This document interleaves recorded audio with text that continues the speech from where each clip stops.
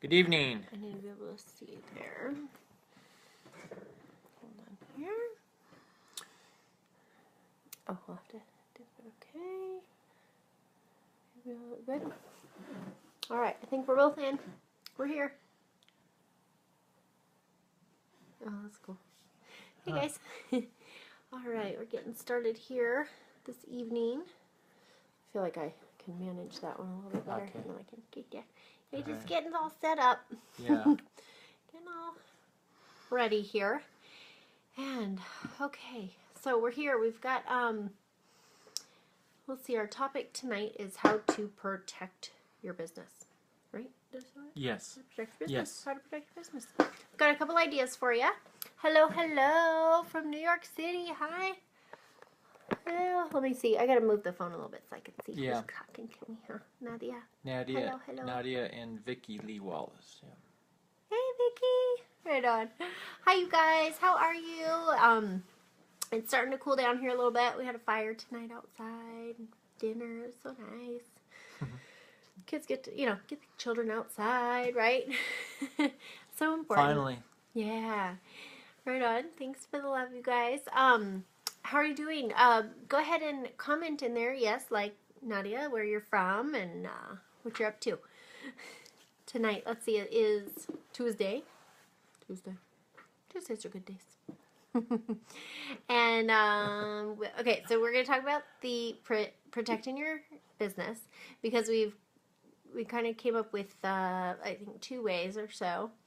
So yeah, because we were talking last night. Yeah. About it came up, about the how the best way to market yourself in your home-based business, and so we wanted to continue that and kind of go to the next step with that. So and so how to protect your business. I'm going to start out by talking about and again we're talking specifically about home-based business here because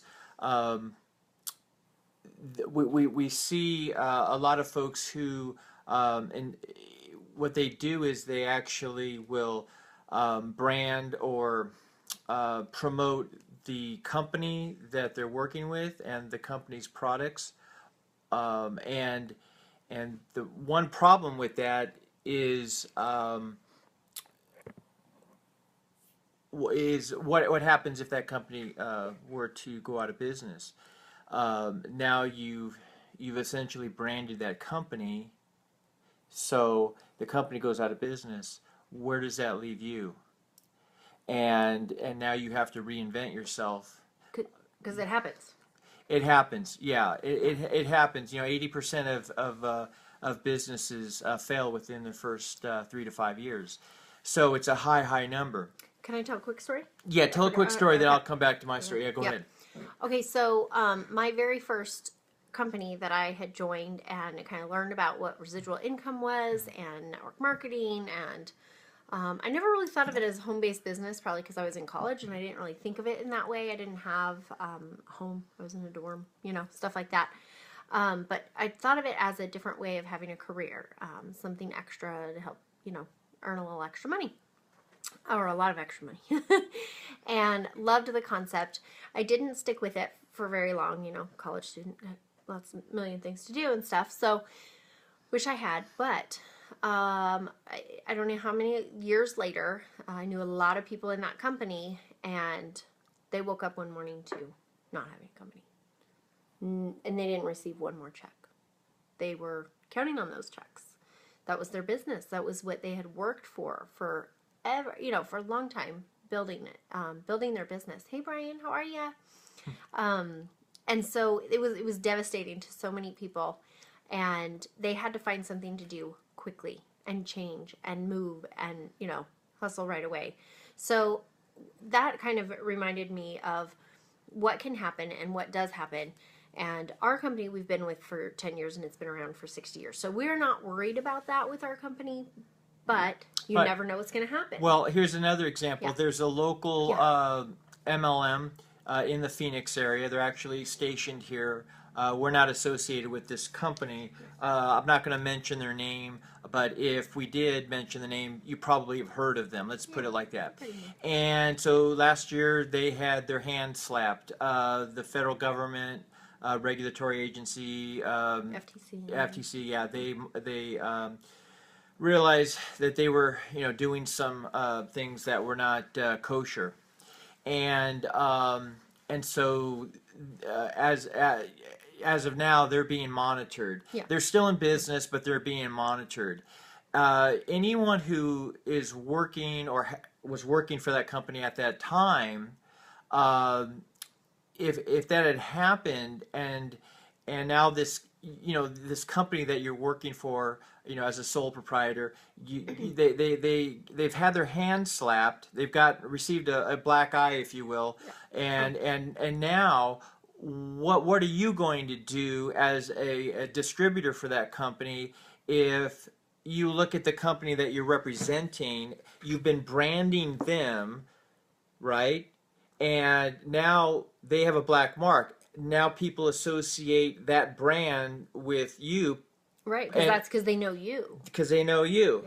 Yeah. And our point in all of this is that if instead you get people to know, like, and trust you, you sort of create a little bit of distance, if you will, between the companies whose products you're promoting and your own brand, yourself. And so if something were to happen, like your company goes out of business or your company does something, anything, no matter what, that you look at and say, I'm not going to be associated with this company anymore because I don't want to, for whatever happened, you don't want to be associated.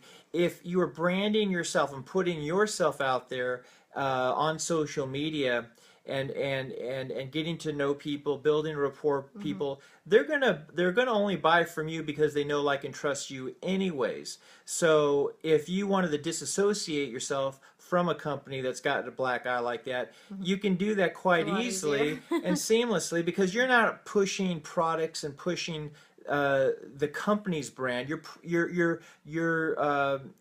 You're promoting yourself. You're branding yourself, and so that's huge. That's huge. Yeah. Yeah. Good way of putting it. Hey Jordan, how are you? Hey Jordan. Hopefully you're still on there. So with all of that, it's definitely something to think about. It's not anything that we don't want to scare you or be Debbie Downers or anything, but it is. That's why we're doing what we're doing, is we're branding ourselves rather than just our company. And we're not ashamed of our company. We love our company, never thought of going with any other, but, hey Barbara, how are you? But we have no control over what our company does. So let's say theoretically, even the company that we promote, if they go a different direction, who knows? You never know. They do something, and we say, hey, look, you know what? That's something that we just can't buy into. Yeah. Because we don't promote or brand ourselves with the company's brand, we can seamlessly just move on to another, if we had to, another company, because we're promoting ourselves, we're branding ourselves. And one of the examples was if maybe they changed the comp plan and right. you're not having it, you don't like what they did, and things like that. Just anything that there might be a big change that you might want to, change. Absolutely. Well, we know of a colleague who's with another company, and we say he's a colleague because he's in the affiliate attraction marketing platform that we're involved with, and he left his company in the last couple of years because they did something, not with the compensation plan so much, but with the internal structure of the distributors, and they kind of opened up all the downlines. So people were just starting to scavenge off each other's and raid each other's downlines, and he didn't want, and he was making really, really good money from this company, and he said, no, I don't want to be a part of anything like that, and he just walked away from all of his checks and found a new company, and because he was branding himself, so he could do that. He knew he would be fine. Right, and he had teammates. He had teammates. A team and a group of people that were working together, and bonded together, and we're living life together and doing business together. And therefore, if you do need to change businesses, you can take them with you. You can move together if they decide to or not. You have a chance there. But that's what's awesome about multi-level marketing too, is you have a team and you work on building that, and you can keep that most of the time, and change if you have to. But let me bring up one more other thing, and that is another way to protect your business is if you're online marketing and you want to, you've been branding yourself and things like that, but say you do too much on Facebook and you get kicked off, you're put into Facebook jail. Or you're on YouTube and they don't like what you're doing and they, shut you down. Or they themselves go away. Like, is MySpace even around? We were talking about the other day. Is that even still? Actually, I Googled it today, and there's a site Crazy. you could actually sign in, and okay. Not that I have a. Right, you don't have one. I had one, but I got locked out. I lost my password, and I still can't. It still exists apparently. Yeah, I still can't get in. But so anyway, but things like that, and if it's gone, what are you going to do? And so our safety net there is blogging. So if you have a blog, it's your blog.